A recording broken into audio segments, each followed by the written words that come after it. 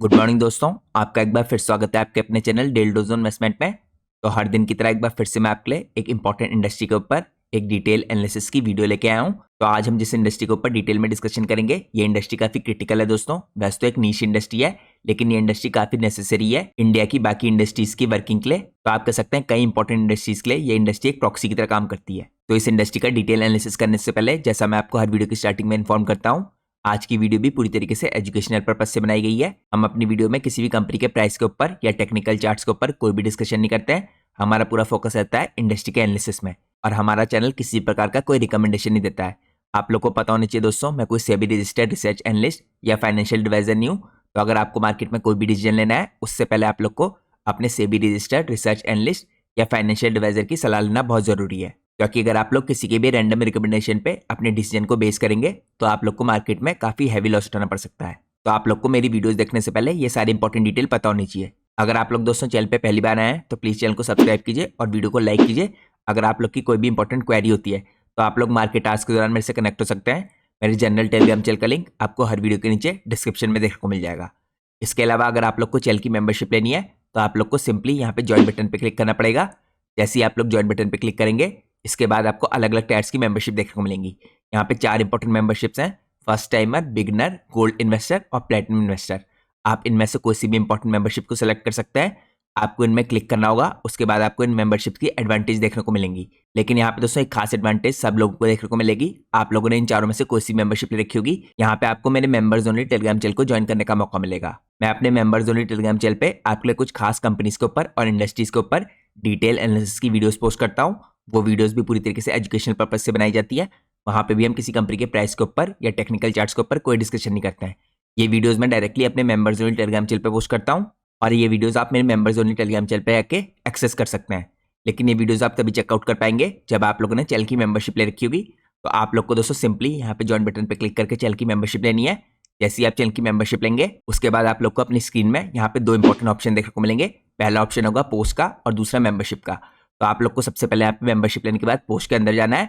Post के अंदर आपको मेंबर्स ओनली टेलीग्राम चैनल का लिंक देखने को मिलेगा। इस लिंक के थ्रू आप टेलीग्राम चैनल ज्वाइन कीजिए, और उस टेलीग्राम चैनल के अंदर आप काफी इंपॉर्टेंट स्टॉक्स के ऊपर जो मैंने डिटेल एनालिसिस की वीडियो पोस्ट की है, उनको डायरेक्टली चेकआउट कर सकते हैं। तो दोस्तों ये सारी इंपॉर्टेंट वीडियोस जो मैं आपके लिए मेंबर्स ओनली टेलीग्राम चैनल पे पोस्ट करता हूँ, इससे पहले मैं आप लोग के लिए मेंबरशिप टैब के अंदर पोस्ट करता था। अभी भी मैं आपके लिए कुछ वीडियोस यहाँ पे मेंबरशिप टैब के अंदर पोस्ट करता हूँ, लेकिन मेजोरिटी वीडियोस आपको अभी भी मेंबर्स ओनली टेलीग्राम चैनल के अंदर देखने को मिलेंगी। यहाँ पे दोस्तों रिसेंटली मैंने आप लोग के लिए एक इंपॉर्टेंट ट्रांसफॉर्मर बनाने वाली कंपनी के ऊपर एक डिटेल एनालिसिस की वीडियो पोस्ट की है, जो आप यहाँ पे मेंबरशिप टैब में चेकआउट कर सकते हैं। इसके अलावा आने वाले दिनों में भी मैं आपके लिए एक और इंपॉर्टेंट वीडियो पोस्ट करने वाला हूँ। ये वीडियो भी मैं आपके लिए मेंबरशिप टैब के अंदर पोस्ट करूंगा। तो ये दोस्तों आपके पास 2 यहाँ पे प्रिविलेजेस हैं या एडवांटेजेस आप कह सकते हैं चैनल की मेंबरशिप लेने की। आप लोग को यहाँ पे पोस्ट के अंदर मेरे मेंबर्स ओनली टेलीग्राम चैनल का लिंक देखने को मिलेगा। उसके अंदर भी आपको डायरेक्टली कुछ इंपॉर्टेंट वीडियोस की पोस्ट मिलेंगी, और इसके अलावा आपको मेंबरशिप टैब के अंदर भी एक इंपॉर्टेंट कंपनी का डिटेल एनालिसिस देखने को मिलेगा। इसके अलावा दोस्तों मैं आप लोग के लिए वैसे भी रेगुलरली कुछ इंपॉर्टेंट इंडस्ट्रीज के ऊपर डिटेल एनालिसिस की वीडियो पोस्ट करते रहता हूँ, या उसके अलावा काफी इंफॉर्मेटिव वीडियो पोस्ट करता हूँ। तो आप इन वीडियोस को चेकआउट कर सकते हैं। जैसे आप यहाँ पे देख सकते हैं दोस्तों, 2 दिनों पहले मैंने आप लोग के लिए इंडिया के अंदर जो जीएसटी के नए रूल्स आए हैं, या आप कह सकते हैं नए स्लैब आए हैं, इनका क्या इंपैक्ट हो सकता है यहाँ पे 10 इंपॉर्टेंट सेक्टर्स पे, इसके ऊपर भी एक डिटेल एनालिसिस की वीडियो पोस्ट की थी। इसके अलावा मैंने आप लोग के लिए उससे कुछ दिनों पहले यहाँ पे इंडिया की न्यूक्लियर एनर्जी इंडस्ट्री के ऊपर एक डिटेल एनालिसिस की वीडियो पोस्ट की थी। तो आप इस तरह की वीडियोस रेगुलरली चेकआउट कर सकते हैं, जहाँ पे मैं इंडिया की इंपॉर्टेंट इंडस्ट्रीज के ऊपर डिटेल एनालिसिस करता हूँ। तो ये मैंने आपको चैनल के बारे में कुछ इंपॉर्टेंट डिटेल्स बताई। अब हम सीधे चलते हैं आज के हमारे इंपॉर्टेंट एनालिसिस में। जैसे मैंने आपको बताया दोस्तों, आज की जो हमारी इंडस्ट्री है जिसके ऊपर हम डिटेल में एनालिसिस करने वाले हैं, ये इंडस्ट्री है रेफ्रिजरेंट गैसेस की इंडस्ट्री। तो ये दोस्तों एक नीश इंडस्ट्री है, लेकिन इंडस्ट्री इसलिए इंपॉर्टेंट है क्योंकि काफी डिफरेंट इंडस्ट्रीज के इस लाइन पे प्रॉक्सी की तरह काम करती है। तो यहाँ पे सबसे पहले हम इस इंडस्ट्री का ओवरव्यू करेंगे। यहाँ पे हम कुछ बेसिक डिटेल देखेंगे इंडस्ट्री के बारे में। तो करंटली दोस्तों जो इंडिया की रेफ्रिजरेंट गैसेस की इंडस्ट्री है, ये क्रिटिकल कंपोनेंट है नेशन की इस टाइम पे इंडस्ट्रियल और कमर्शियल फ्रेमवर्क का। ये सपोर्ट करती है काफी इंपॉर्टेंट सेक्टर्स को, सच एज HVAC, जिसको आप हीटिंग, वेंटिलेशन, एयर कंडीशनिंग का सेक्टर कह सकते हैं। इसके अलावा इंडिया के ऑटोमोटिव सेक्टर को इंडस्ट्री सपोर्ट करती है, फूड प्रोसेसिंग इंडस्ट्री को इंडस्ट्री सपोर्ट करती है। यहाँ पे कोल्ड स्टोरेज के लिए भी काफी इंपॉर्टेंट होती है रेफ्रिजरेंट गैसेस। इसके अलावा रेफ्रिजरेंट गैसेस इस टाइम पे फार्मास्यूटिकल इंडस्ट्री के अंदर भी यूज होती है। और यहाँ पे दोस्तों लास्टली आपको काफी बड़े लेवल पे केमिकल मैन्युफैक्चरिंग के अंदर भी रेफ्रिजरेंट गैसेस का यूज होता हुआ दिखेगा। तो ये कुछ इंपॉर्टेंट क्रिटिकल इंडस्ट्रीज हैं दोस्तों इंडिया के अंदर, जिनकी वर्किंग के लिए यहाँ पे रेफ्रिजरेंट गैसेस की इंडस्ट्री का होना बहुत जरूरी है। इसके अलावा करंटली जो इंडिया की रेफ्रिजरेंट गैसेस की इंडस्ट्री है, ये एक्सपीरियंस कर रही है रोबस्ट ग्रोथ। ये फ्यूल्ड है इस टाइम पे रैपिड अर्बनाइजेशन के द्वारा, राइजिंग डिस्पोजेबल इनकम के द्वारा जो लोगों की लगातार इनकम बढ़ी है।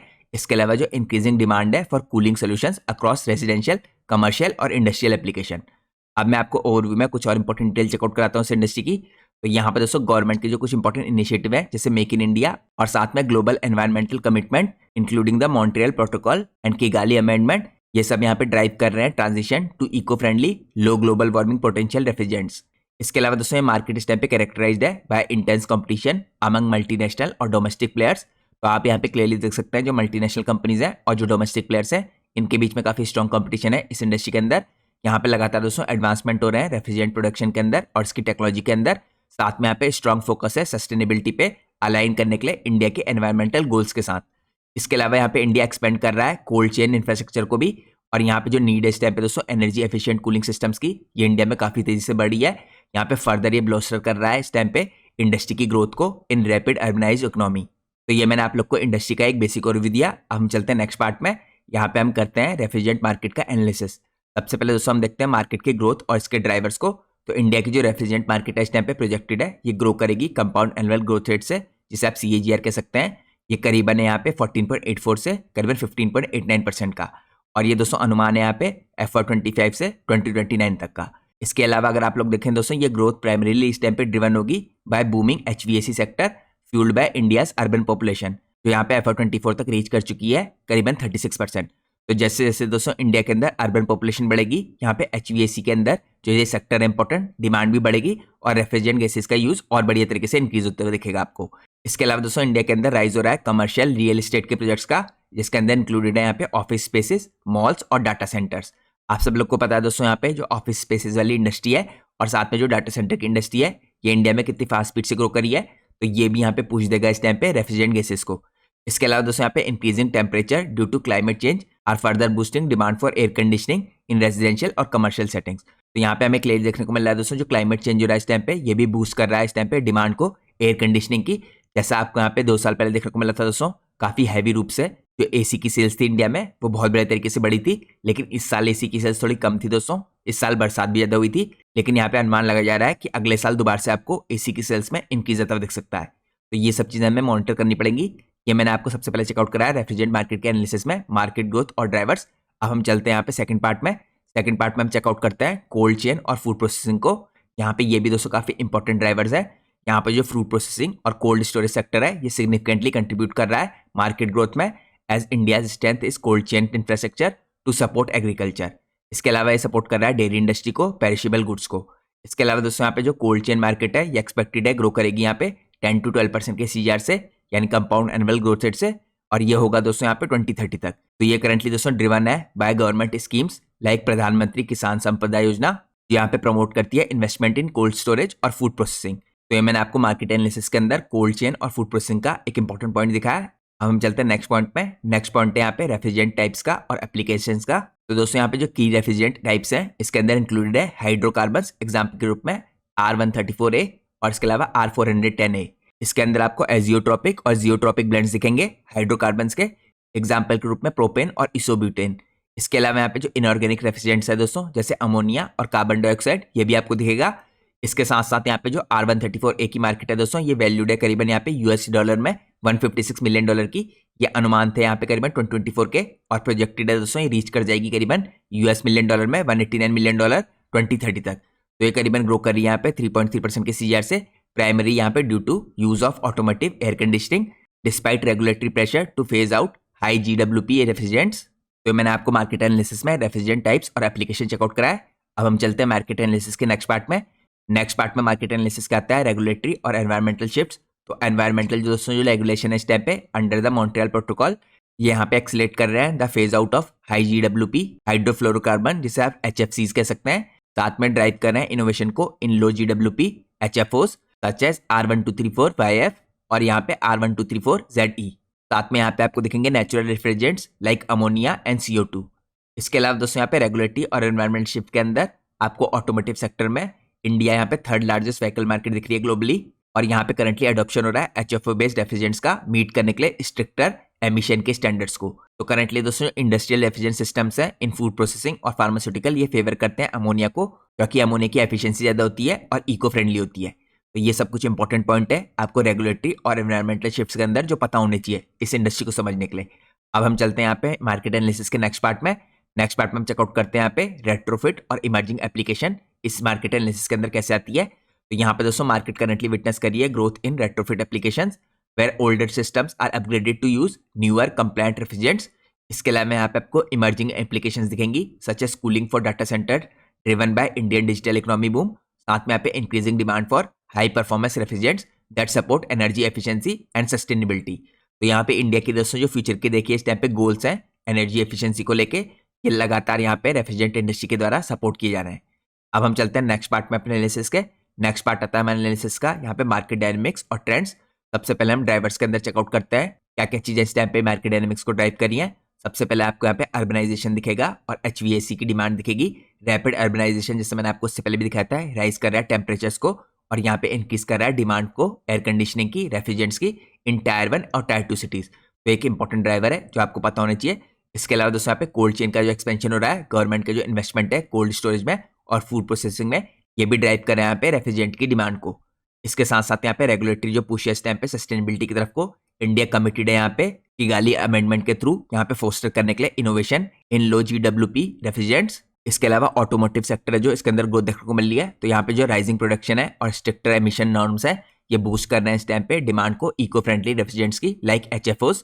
इसके साथ साथ यहाँ पे जो एनर्जी एफिशिएंसी का फोकस है इस टाइम पे करंटली इस इंडस्ट्री के अंदर, ये भी काफी इंपॉर्टेंट ड्राइवर है। यहाँ पे जो डिमांड है एनर्जी एफिशिएंट कूलिंग सिस्टम की, ये इस टाइम पे प्रमोट करी है एडवांस रेफ्रिजरेंट्स को, क्योंकि करंटली यहाँ पे जो इलेक्ट्रिसिटी की कॉस्ट है ये भी लगातार बढ़ रही है। तो यहाँ पे एनर्जी एफिशिएंसी पे फोकस करते हुए इस तरह की इंडस्ट्री में आपको ग्रोथ देखने को मिल रही है। तो मैंने आपको मार्केट डायनेमिक्स के अंदर पहला पार्ट दिखाया ड्राइवर्स का। अब हम चलते हैं नेक्स्ट पार्ट में। नेक्स्ट पार्ट में आपको चेकआउट कराता हूँ यहाँ पे कुछ इंपॉर्टेंट चैलेंजेस। तो यहाँ पे दोस्तों फेज आउट करना है इस टाइम पे हाई GWP रेफ्रिजरेंट्स को। तो यहाँ पे ट्रांजिशन हो रहा है HFC से लाइक R134A और R410A से लो GWP अल्टरनेटिव्स में जो रिक्वायर करते हैं यहाँ पे R&D, मैन्युफैक्चरिंग अपग्रेड्स और टेक्निकल ट्रेनिंग। तो इसमें थोड़ा टाइम लग सकता है। इसके अलावा अगला चैलेंज है यहाँ पे हाई कॉस्ट और इको फ्रेंडली रेफ्रिजरेंट्स का। यहाँ पे जो लो WP दोस्तों इस टाइप पे रेफ्रिजरेंट्स है लाइक HFOs या एक्सपेंसिव होती हैं प्रोड्यूस करने के लिए और यहाँ पे इम्पैक्ट भी करती हैं अफोर्डेबिलिटी पे स्मॉल और मीडियम एंटरप्राइजेस की। तो यहाँ पे ये भी एक इंपॉर्टेंट बैरियर बन सकता है हाई कॉस्ट का और इको फ्रेंडली रेफ्रिजरेंट्स का। इसके अलावा यहाँ पे एक इंपॉर्टेंट आपको और चैलेंज दिखेगा रेफ्रिजरेंट डिस्पोजल और रिसाइकलिंग का। यहाँ पे जो सेफ डिस्पोजल होता है दोस्तों और साथ में रिसाइकलिंग होती है जो ये फेज आउट करने में इस टाइम पे जो रेफ्रिजरेंट्स होते हैं ये पोज करते हैं इस टाइम पे लॉजिस्टिकल और एनवायरमेंटल चैलेंजेस। तो ये भी एक इंपॉर्टेंट चैलेंज दिखेगा आपको इस इंडस्ट्री के अंदर। इसके अलावा यहाँ पे टेक्निकल एक्सपर्टीज जो गैप्स होते हैं, यहाँ पे लिमिटेड अवेलेबिलिटी है दोस्तों ट्रेन टेक्नीशियंस की तो हैंडल करने के लिए इस तरह के रेफ्रिजरेंट्स को लाइक HFOs और यहाँ पे जो हाइड्रोकार्बन्स है ये हिंडर करते हैं अडॉप्शन को। तो ये कुछ इंपॉर्टेंट यहाँ पे चैलेंजेस आपको दिखेंगे। इसके अलावा एक और इंपॉर्टेंट चैलेंज यहाँ पे रेगुलेटरी कंप्लायंसेस की कॉस्ट का। यहाँ पे दोस्तों इन सारी कंप्लायंसेस को एडर करने के लिए यहाँ पे इवॉल्व करना पड़ता है, एनवायरमेंटल स्टैंडर्ड्स को इंक्रीज करने पड़ते हैं यहाँ पे कॉस्ट फॉर मैन्युफैक्चरिंग और and user in price sensitive market. तो यहाँ पे रेगुलेटरी कंप्लायंसेस की जो कॉस्ट होती है ये भी काफी प्लेयर्स के लिए थोड़ी एक्सपेंसिव पड़ती है। तो ये आपको कुछ इंपॉर्टेंट चैलेंजेस दिखेंगे इस इंडस्ट्री के अंदर। हम चलते हैं नेक्स्ट पार्ट में। नेक्स्ट पार्ट में हम चेकआउट करते हैं यहाँ पे मार्केट डायनेमिक्स के अंदर कुछ इंपॉर्टेंट ट्रेंड्स। तो सबसे पहला ट्रेंड आपको दिखेगा राइज ऑफ नेचुरल रेफ्रिजरेंट्स का। यहाँ पे अमोनिया और CO2 इस टाइम पे गेन कर रहे हैं ट्रैक्शन इन इंडस्ट्रियल और commercial refrigerants for their low environmental impact. तो आपको फ्यूचर में भी हो सकता है दोस्तों यहाँ पे अमोनिया और CO2 का यूज ज्यादा बढ़ता हुआ दिखे क्योंकि यहाँ पे एनवायरमेंटल फ्रेंडली होते हैं। इसके अलावा यहाँ पे आपको HFOs का अडोप्शन दिखेगा। HFO बेस्ड रेफ्रिजरेंट्स होते हैं दोस्तों लाइक R1234YF, ये इस टाइम पे बन रहे हैं स्टैंडर्ड इन ऑटोमोटिव इंडस्ट्री और साथ में HVAC application due to regulatory mandates. इसके बाद आपको यहाँ पे अगला ट्रेंड दिखेगा रेट्रोफिट सॉल्यूशंस का। यहाँ पे अपग्रेडिंग हो रही है दोस्तों एग्जिस्टिंग सिस्टम्स की to use low GWP refrigerants और ये ग्रोइंग ट्रेंड है इस टाइम पे कमर्शियल और इंडस्ट्रियल सेक्टर्स के अंदर। इसके बाद आपको अगला ट्रेंड दिखेगा स्मार्ट रेफ्रिजरेंट टेक्नोलॉजीज का। यहाँ पे जो इंटीग्रेशन हो रहा है IoT का और AI का HVAC सिस्टम्स के अंदर, ये इंक्रीज कर रहा है यहाँ पे डिमांड को फॉर हाई परफॉर्मेंस रेफ्रिजरेंट्स। इसके अलावा यहाँ पे अगला ट्रेंड दिखेगा आपको लोकलाइज प्रोडक्शन का। डोमेस्टिक जो मैन्युफैक्चरिंग है दोस्तों इस टाइम पे इसके अंदर इन्वेस्टिंग हो रही है। यहाँ पे लोकल जो प्रोडक्शन है ये लगातार आपको बढ़ता हुआ दिख रहा है। ये रिड्यूस कर रहा है इम्पोर्ट्स को और डिपेंडेंसीज को, साथ में रिड्यूस कर रहा है कॉस्ट को भी। तो यहाँ पे लोकलाइज प्रोडक्शन भी काफी इंपॉर्टेंट ट्रेंड है जो आपको इस इंडस्ट्री के अंदर देखने को मिल रहा है। अब हम चलते हैं नेक्स्ट पार्ट में। नेक्स्ट पार्ट में हम चेकआउट करते हैं इस इंडस्ट्री के फ्यूचर के प्रोस्पेक्ट। तो सबसे पहले आपको फ्यूचर का प्रोस्पेक्ट दिखेगा HVAC और अर्बनाइजेशन का। ये मैंने आपको पहले भी कई बार चेकआउट कराया है। यहाँ पे जो इंडिया की रेफ्रिजरेंट गैसेज है दोस्तों इसकी इंडस्ट्री है ये पॉइज्ड है सिग्निफिकेंट ग्रोथ के लिए यहाँ पे 2030 तक और ये ड्रिवन है इस टाइम पे एक्सपेंशन हो रहा है जो यहाँ पे लगातार HVAC सेक्टर का। यहाँ पे दोस्तों इंडिया की जो अर्बन पॉपुलेशन है जो प्रोजेक्टेड है यहाँ पे रीच कर जाएगी 40% बाय 2030। साथ में यहाँ पे डिमांड को भी इंक्रीज करती हुई दिखेगी residential commercial air conditioning systems की। यहाँ पे कंटिन्यूसली राइज हो रहा है दोस्तों इसके अंदर। वैसे भी पर्टिकुलरली यहाँ पे जो अर्बन सेंटर्स हैं ये फेस कर रहे हैं हाई टेम्परेचर, तो लगातार आपको यहाँ पे HVAC सिस्टम्स की डिमांड बढ़ती हुई दिखेगी अर्बनाइजेशन के कारण, जो यहाँ पे डायरेक्टली रेफ्रिजरेंट गैसेस की इंडस्ट्री को पुश देगा। इसके अलावा दोस्तों यहाँ पे अगला प्रोस्पेक्ट आपको दिखेगा कोल्ड चेन अपॉर्चुनिटीज का। यहाँ पे जो कोल्ड चेन सेक्टर है इस टाइम पे एक्सपेक्टेड है ग्रो करेगा एक्सपोनेंशियली। ये सपोर्टेड है यहाँ पे गवर्नमेंट के इनिशिएटिव्स द्वारा टू रिड्यूस फूड वेस्टेज और यहाँ पे एनहांस करने के लिए एग्रीकल्चर एक्सपोर्ट्स को। इसके अलावा यहाँ पे आपको ये ड्राइव करता हुआ दिखेगा डिमांड को for advance refrigerant systems, particularly those using natural refrigerants like ammonia और CO2 which are cost effective और एनवायरमेंटल फ्रेंडली। तो ये सेकंड पार्ट है दोस्तों यहाँ पे फ्यूचर प्रोस्पेक्ट का कोल्ड चेन की अपॉर्चुनिटीज। इसके बाद हम चलते हैं नेक्स्ट पार्ट में यहाँ पे फ्यूचर प्रोस्पेक्ट के। नेक्स्ट पार्ट आपको दिखेगा ऑटोमोटिव और EV मार्केट के अंदर। यहाँ पे जो ऑटोमोटिव इंडस्ट्री है दोस्तों शिफ्ट हो रही है यहाँ पे इलेक्ट्रिकल व्हीकल्स की तरफ को, EVs की तरफ को, यानी with over 2 million EV sold in India in 2024। ये बूस्ट कर रहा है यहाँ पे डिमांड को HFO बेस्ड रेफ्रिजरेंट्स की मीट करने के लिए ग्लोबल एमिशन के स्टैंडर्ड्स को। इसके अलावा यहाँ पे ग्रोथ देखने को मिल रही है आपको इंडिया के ऑटोमोटिव सेक्टर के अंदर भी as a global manufacturing hub with further support refrigerant demands. इसके अलावा आप सब लोग को पता है दोस्तों इंडिया के अंदर करंटली जो GST के नए स्टैम्प पे स्लैब लागू हुआ है, ऑटोमोटिव सेक्टर के अंदर काफी इंपॉर्टेंट कट होता है देखा है GST का, तो ये भी यहाँ पे पुश देगा ऑटोमोटिव इंडस्ट्री को और EV मार्केट को, जिसके बाद आपको और भी बड़े तरीके से रेफ्रिजरेंट गैसेस की इंडस्ट्री के अंदर ग्रोथ देखने को मिल सकती है। इसके बाद दोस्तों अगला इंपॉर्टेंट फ्यूचर का प्रोस्पेक्ट दिखेगा आपको डाटा सेंटर और डिजिटल इकोनॉमी का। यहाँ पे जो राइज हो रहा है डाटा सेंटर के अंदर ये फ्यूल्ड है इस टाइम पे इंडिया की डिजिटल इकोनॉमी के द्वारा और 5G एक्सपेंशन के द्वारा। ये इंक्रीज कर रहा है यहाँ पे demand for specialize cooling systems, तो यहाँ पे भी रेफ्रिजरेंट गैसेस का इस्तेमाल होता हुआ दिख रहा है आपको। इसके अलावा दोस्तों यहाँ पे जो ट्रेंड है इस टाइम पे क्रिएट कर रहा है opportunities for high performance high efficiency refrigerants, तो पर्टिकुलरली इस टाइम पे इंडिया एम कर रहा है बनने के लिए global hub for data processing. तो ये सब होने के लिए दोस्तों यहाँ पे जो डिमांड है इस टाइम पे रेफ्रिजरेंट गैसेस की ये काफी बड़े तरीके से बढ़ेगी, क्योंकि यहाँ पे डाटा सेंटर्स के लिए दोस्तों जो कूलिंग सिस्टम है इनकी डिमांड लगातार बढ़ रही है। अब हम चलते हैं फ्यूचर प्रोस्पेक्ट के नेक्स्ट पार्ट में। तो यहाँ पे फ्यूचर प्रोस्पेक्ट का नेक्स्ट पार्ट है सस्टेनेबिलिटी और एक्सपोर्ट। तो करंटली दोस्तों इंडिया के अंदर नेट जीरो एमिशन की जो टारगेट है 2070 तक, ये ड्राइव करने यहाँ पे इस अडॉप्शन को नेचुरल रेफ्रिजरेंट्स के और HFOs के, यहाँ पे पर्टिकुलरली इंडस्ट्रियल एप्लीकेशंस के अंदर। यहाँ पे जो एक्सपोर्ट पोटेंशियल है दोस्तों नेबरिंग कंट्रीज के अंदर जैसे बांग्लादेश, श्रीलंका और नेपाल, ये लगातार ग्रो कर रही है और यहाँ पे पोजिशन किया है इंडिया ने अपने को एक रीजनल हब के रूप में रेफ्रिजरेंट प्रोडक्शन के अंदर। इसके अलावा दोस्तों करंटली जहाँ पे इन्वेस्टमेंट हो रहा है इन R&D और कोलेब्रेशन यहाँ पे ग्लोबल टेक्नोलॉजी प्रोवाइडर्स के द्वारा, ये एनहांस कर रहा है इंडिया की कॉम्पिटिटिव एज को ग्लोबल मार्केट के अंदर। तो ये मैंने आपको इस इंडस्ट्री के कुछ इंपॉर्टेंट फ्यूचर के प्रोस्पेक्ट चेकआउट कराए। अब हम चलते हैं एनालिसिस के नेक्स्ट पार्ट में। नेक्स्ट पार्ट आता है कॉम्पिटिटिव लैंडस्केप का। तो करंटली दोस्तों जो इंडिया की रेफ्रिजरेंट गैसेस की इंडस्ट्री है ये हाईली कॉम्पिटिटिव है। यहाँ पे मल्टीनेशनल जो कॉर्पोरेशंस है ये लेवरेजिंग कर रही है ग्लोबल एक्सपर्टीज को, और जो डोमेस्टिक प्लेयर्स हैं ये फोकस कर रहे हैं कॉस्ट कॉम्पिटिटिवनेस पे और लोकलाइज सोल्यूशंस के अंदर। इसके अलावा यहाँ पे कॉम्पिटिटिव लैंडस्केप के अंदर आपको जो स्मॉलर प्लेयर्स हैं ये सर्व करते हुए दिखेंगे यहाँ पे रीजनल मार्केट्स को, पर्टिकुलरली इंडस्ट्रियल और कोल्ड चेन की एप्लीकेशंस को। इसके अलावा एक और इंपॉर्टेंट पॉइंट है दोस्तों इसके अंदर, यहाँ पे कंपटीशन है ये ड्रिवन है by innovation in low GWP refrigerants, pricing strategies और कंप्लायंसेस विद एनवायरमेंटल रेगुलेशंस। तो ये कॉम्पिटिटिव लैंडस्केप भी आपको काफी स्ट्रॉन्ग देखने को मिल रहा है इस इंडस्ट्री के अंदर। अब हम चलते हैं एनालिसिस के नेक्स्ट पार्ट में। नेक्स्ट पार्ट में हम चेकआउट करते हैं कुछ इंपॉर्टेंट प्लेयर्स जो इस इंडस्ट्री के अंदर आपको देखने को मिलेंगे। तो यहाँ पे दोस्तों आपको सबसे पहला इंपॉर्टेंट प्लेयर देखने को मिलेगा नवीन फ्लोरिन इंटरनेशनल। यहाँ पे एक लीडिंग प्लेयर है इस टाइम पे इको फ्रेंडली रेफ्रिजरेंट्स के अंदर। ये फोकस करता है HFOs के अंदर और साथ में लो GWP अल्टरनेटिव्स के अंदर, जो यहाँ पे मीट करते हैं ग्लोबल स्टैंडर्ड्स को। इसके बाद आप लोग को अगला इंपॉर्टेंट प्लेयर दिखेगा SRF लिमिटेड। ये एक मेजर प्रोड्यूसर है फ्लोरोकेमिकल्स का और रेफ्रिजरेंट्स का। तो ये नोन है दोस्तों इस टाइम पे अपने R134A के लिए और next generation HFO based solutions के लिए। इसके बाद आप लोग को अगला इंपॉर्टेंट प्लेयर दिखेगा गुजरात फ्लोरोकेमिकल्स लिमिटेड, जिसे आप GFL कह सकते हैं। ये स्पेशलाइज करता है यहाँ पे रेफ्रिजरेंट्स लाइक R134A और यहाँ पे इन्वेस्ट कर रहे हैं सस्टेनेबिलिटी के अंदर और इसके अल्टरनेटिव्स के अंदर। इसके बाद आपको अगला इंपॉर्टेंट प्लेयर दिखेगा स्टेलियन इंडिया फ्लोरोकेमिकल्स। ये एक इमर्जिंग प्लेयर है जो ऑफर करता है HFCs और eco friendly refrigerants for industrial और ऑटोमोटिव यूज। अब हम चेकआउट करते हैं कुछ और इंपॉर्टेंट प्लेयर। यहाँ पे आपको कुछ और इंपॉर्टेंट प्लेयर्स में दिखेंगे यहाँ पे कैमोर्स इंडिया, ये सप्लाई कर रहा है यहाँ पे एडवांस रेफ्रिजरेंट्स लाइक ऑप्टियन जो HFO बेस्ड है फॉर HVAC और रेफ्रिजरेंट्स। इसके बाद आपको यहाँ पे हनीवेल इंडिया दिखेगा जो प्रोवाइड कर रहा है low GWP refrigerants like solstice HFOs for automotive और इंडस्ट्रियल नीड्स। इसके बाद आपको यहाँ पे एगेस इंडिया दिखेगा जो फोकस कर रहा है रेफ्रिजरेंट रिकवरी पे और रिसाइकलिंग के अंदर, इको फ्रेंडली अल्टरनेटिव्स के अंदर।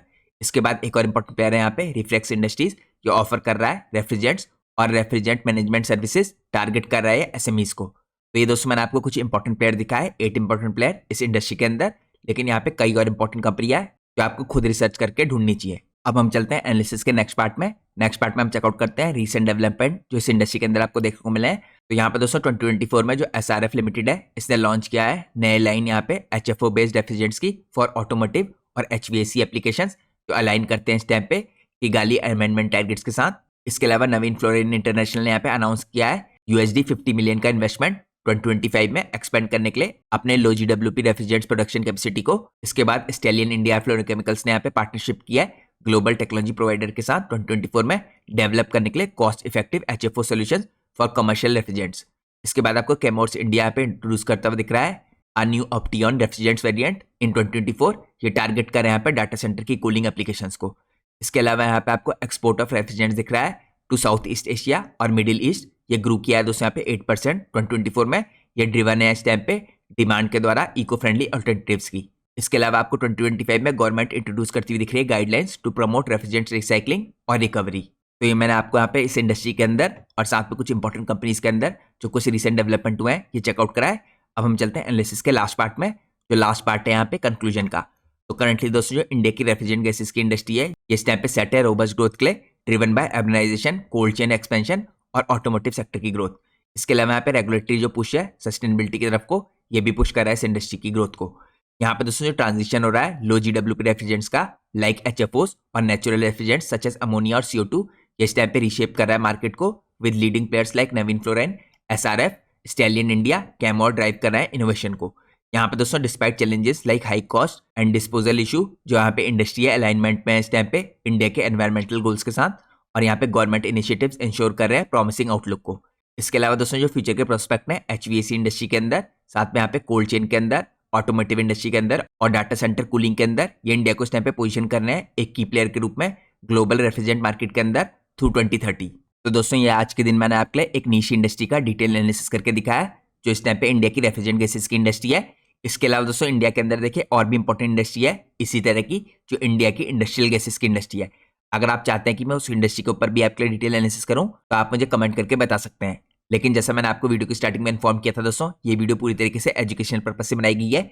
यहाँ पे हमने किसी भी कंपनी के प्राइस के ऊपर या उसके टेक्निकल चार्ट्स के ऊपर कोई डिस्कशन नहीं किया। हमारा पूरा फोकस था यहाँ पे इंडस्ट्री के एनालिसिस में।